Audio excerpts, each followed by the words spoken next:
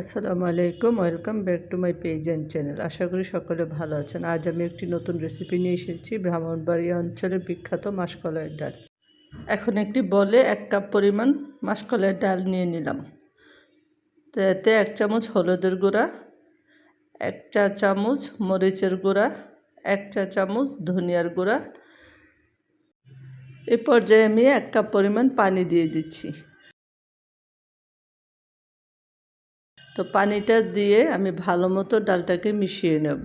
ভালো মতো মিশাচ্ছি যাতে ডালটা কোনো দিকে দলা পেকে না থাকে। দেখুন ডালের ঘনত্বটা কত সুন্দর এবং কোথাও কোনো দলা পেকে নেই। চুলায় একটি প্যান বসিয়ে দিলাম। প্যানে পরিমাণ মতো তেল দিয়ে দিলাম। তেলটা গরম হয়ে আসলে এই পর্যায়ে দিয়ে দেব পরিমাণ মতো পেঁয়াজ কুচি। তো পেঁয়াজ কুচিটা দিয়ে কিছুক্ষণ ভেজে নেব। পেঁয়াজের কালারটা চেঞ্জ হওয়া পর্যন্ত অপেক্ষা করব। তো কালারটা যখন চেঞ্জ হয়ে আসবে তো এই পর্যায়ে আমি দিয়ে দেব মাছের মাথা। তো আমি এখানে রুই মাছের মাথা আগেই ধুয়ে পরিষ্কার করে লবণ এবং হলুদ দিয়ে মেখে রেখেছিলাম। তো এই মাছটা আমি দিয়ে দিলাম, দিয়ে কিছুক্ষণ ভেজে নিচ্ছি পেঁয়াজের সাথে। তো ভালো মতো ভাজা হয়ে গেলে তো উল্টে পাল্টে ভেজে নিলাম। তো এ পর্যায়ে আমি দিয়ে দিলাম 1 চামচ আদা বাটা, 1 চামচ রসুন বাটা। তো আদা এবং রসুন বাটা দিয়ে ভালো মতো ভেজে নিচ্ছি যাতে আদা রসুনের কাঁচা গন্ধটা চলে যায়। যতক্ষণ পর্যন্ত কাঁচা গন্ধটা না যাবে আমি ভালো মতো ভেজে নিচ্ছি। তো এই পর্যায়ে দিয়ে দিলাম পরিমাণ মতো লবণ। তো লবণটা আপনারা আপনাদের টেস্ট অনুযায়ী দিবেন। তো অপেক্ষা করছি ভেজে নেওয়ার। তো ভাজা হয়ে গেলে এ পর্যায়ে আমি ওই যে মাখানো ডালটা দিয়ে দিচ্ছি। ডালটা দিয়ে আমি ভালো মতো কষিয়ে নেব। বেশ কিছুক্ষণ কষানো হয়ে গেলে এ পর্যায়ে দিয়ে দেব পরিমাণ অল্প পানি। তো পানিটা দিয়ে আবারও কিছুক্ষণ ভালো মতো কষানো হয়ে গেলে এবার পরিমাণ মতো দিয়ে দেব পানি যাতে ডালটা সিদ্ধ হয়। তো নাড়াচাড়া করে আমি এখন ঢাকনা দিয়ে দিচ্ছি। তো অপেক্ষা করছি ঢাকনা দিয়ে।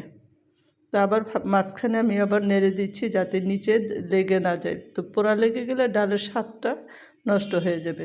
তো এটা ব্রাহ্মণবাড়িয়া অঞ্চলের বিখ্যাত একটি ডাল রান্না।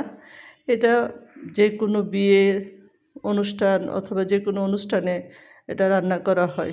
ব্রাহ্মণবাড়িয়া এবং কুমিল্লা অঞ্চলের বিখ্যাত একটি ডাল। খুবই সুস্বাদু হয় এই ডালটা। তো এইভাবে একবার রান্না করবেন, দেখবেন খুব ভালো লাগবে খেয়ে।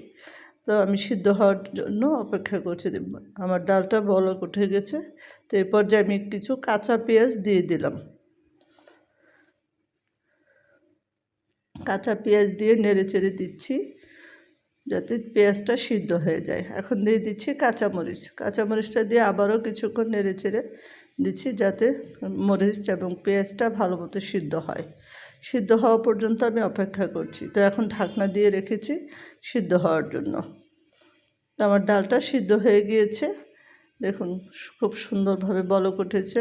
আমি আবারও নেড়ে দিচ্ছি যাতে নিচে লেগে না যায়। তো আমার এই রান্নাটা যদি আপনাদের কাছে ভালো লাগে তো অবশ্যই চ্যানেলটি সাবস্ক্রাইব করবেন, লাইক কমেন্টসে জানাবেন, একবার হলো বাসায় ট্রাই করবেন। আশা করছি সকলের কাছে এই ডালটা খুব ভালো লাগবে। তো এই পর্যায়ে আমি দিয়ে দিচ্ছি ধনিয়া পাতা কুচি। তো ধনে পাতা দিয়ে আবার আমি নেড়ে চেড়ে দিচ্ছি। তো বাসায় ট্রাই করবেন, খেয়ে জানাবেন কেমন হয়েছে। তো ঢাকনা দিয়ে দিচ্ছি যাতে ধনিয়া পাতার গ্রানটা সুন্দরভাবে ডালের সাথে মিশে যায়। দেখুন আমার ডালটা কত সুন্দরভাবে সিদ্ধ হয়েছে এবং কালারটাও খুব সুন্দর হয়েছে। তো দেখতে যেমন সুন্দর হয়েছে খেতেও কিন্তু ঠিক তাই। তো এই ডালটা একবার হলো আপনারা বাসায় ট্রাই করবেন, অবশ্যই ট্রাই করবেন এবং আমার চ্যানেলটি সাবস্ক্রাইব করবেন, আমাকে লাইক কমেন্টসে জানাবেন। আশা করি সকলে সাপোর্ট করবেন আমাকে। আল্লাহ হাফিজ।